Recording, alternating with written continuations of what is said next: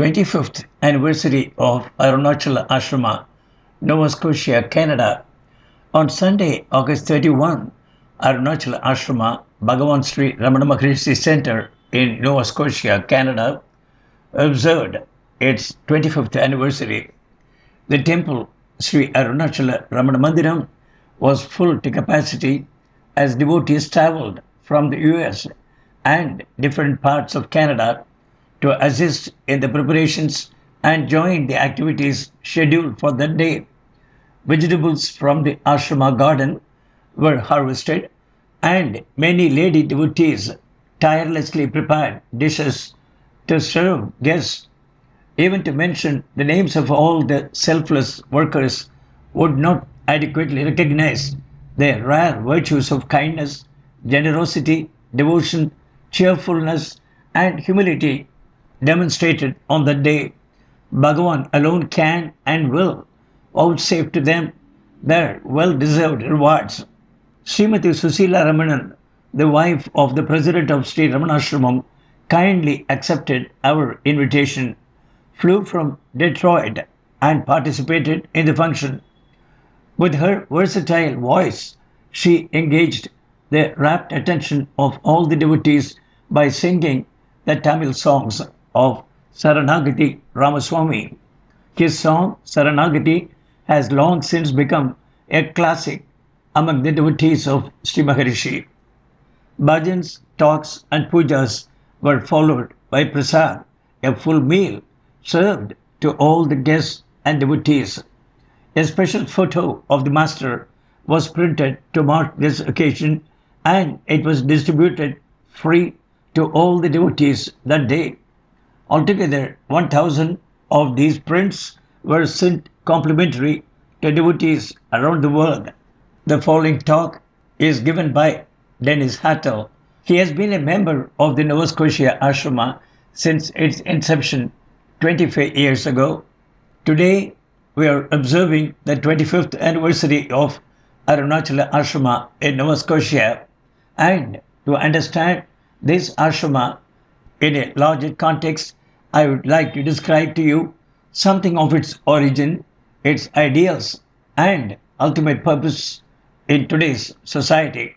Although Arunachala Ashrama is dedicated to Sri Ramana Maharshi, who shed his body in 1950, its actual origin precedes his birth and extends far into antiquity.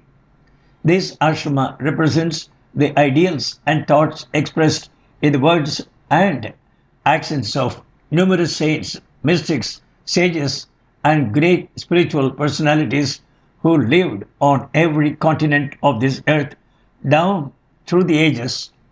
It has been our constant endeavor to stir up these same pure aspirations in our own hearts to actually live them and experience their fulfillment. And to my mind, in this 20th century, there is no greater manifestation of all these qualities than in the life and teachings of Sri Ramana Maharshi. That is, no doubt, the reason I have dedicated my life to his ashrama here in the West. Following the events leading to the founding of this ashrama, we travel back in time to 1941 and shift our attention from the rolling hills and quiet pastures of the Annapolis Valley to the distant hill station of Darjeeling in the Himalayan mountains. It was here that Bhagavad Prasad Singh, while working as a teacher and principal of the Himachala Hindi Bhavan School, first glimpsed a photograph of Sri Ramana Maharshi and read about his life and teachings. Right then he knew that the Maharshi was his guru and wished to fly off to Tiruvannamalai to sit at his feet. But circumstances dictated otherwise. Nevertheless, Bhagavat had always believed that that person would be his guru, with whom he never had to voice a single question, and whose very presence and grace could be experienced from wherever he lived. He discovered these qualities manifested in Sri Ramana Maharshi. Even now, 56 years later, Arunachala Bhakta Bhagavat, as he later became known, never tires of expressing the peace and bliss that inundates his heart by the simple remembrance of the sage of Arunachala. Due to his advanced age, he is now 85, and weakness, he is sorry that he is unable to travel up here to participate in today's program. In 1947, just after the independence of India, Bhagavat traveled to America for graduate studies. He studied and worked in the US for about 10 years, returned to India for 18 months, and when visiting Sri Ramanasramam in 1960, was encouraged by Arthur Osborne to hold meetings in Sri Ramana's name when he returned to America. From these meetings that began in New York City in 1961, Arunachala Ashrama Bhagawan Sri Ramana Maharshi Center was founded. By the late 1960s, Bhagavat was inspired to open an ashrama where serious sadhakas could practice and teachings of the Maharishi in a quiet country setting. Out of that inspiration, this ashrama was founded in 1972. Of course, there is a lengthy story as to how we came all the way up here from New York. For that story, see the Maharishi, Volume 7, Number 4. But now, I would like to move on to what I foresee for the future of this ashrama. To begin with, it is important to understand what exactly is Sri Ramana Maharshi's place in historical sense, or his actual place in the spiritual heritage of mankind.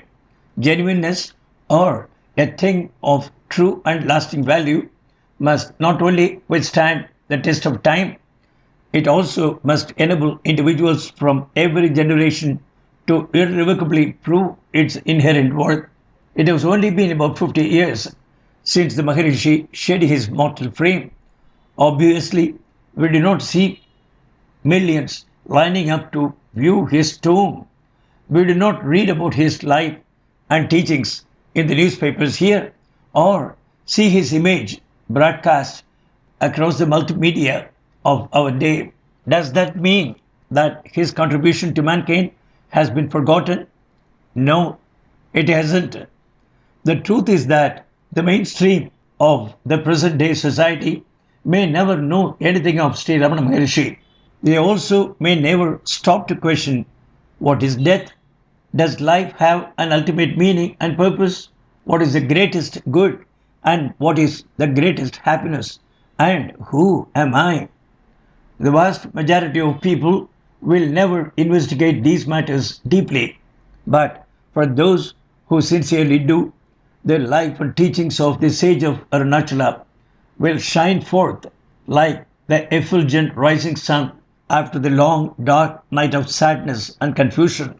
In dedicating the last 25 years of my life to serving those seeking to know more about the life and teachings of the Maharishi, I clearly see that almost 50 years after his passing, Sri Ramana's influence is steadily growing throughout the world.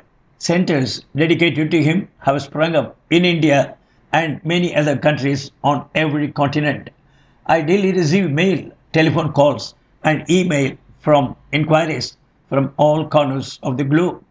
As more and more aspirants come to experience the efficacy of his teachings and the power of his grace, I have no doubt that 100 years from now, vast numbers of spiritual aspirants from all countries and all religions will come to know, love, and respect the unique qualities found in the silent sage of Arunachala.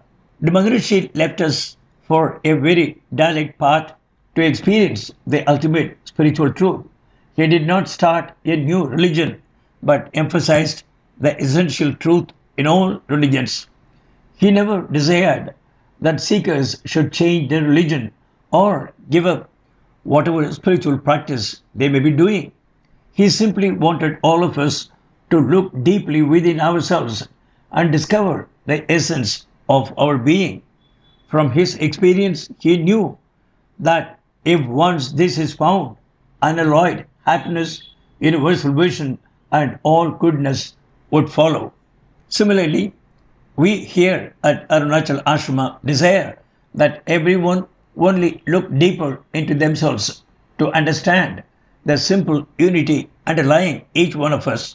It is this message of unity and the experience of our eternal essence, the divine self, that has for 25 years sustained and nourished Sri Ramana Maharshi's Ashrama here in Bridgetown, Nova Scotia, Canada.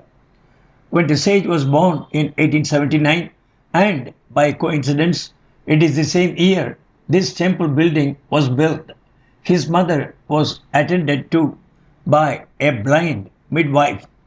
It was said that just at the moment of delivery, this blind lady saw a dazzling light flash before her. No one else saw it. How could it be seen by others? It was not a physical light. Similarly, the Maharishi's light today is not physical. It is an inner light. It is a light of pure awareness that illumines our consciousness when we still the restless mind and allow it to sink effortlessly into the heart. There, in the peace and joy of pure awareness, all differences cease to exist, all religions become one, all existence unite in the simple but supreme joy of self-awareness. To live in this state is a real life. To ignore its quiet, consistent tapping at our door of awareness is death. This is Maharishi's message to us. And as I have lived all these years in his ashrama as his simple-minded servant, with my sincere warmth and affection, I am passing it on to you. Thank you.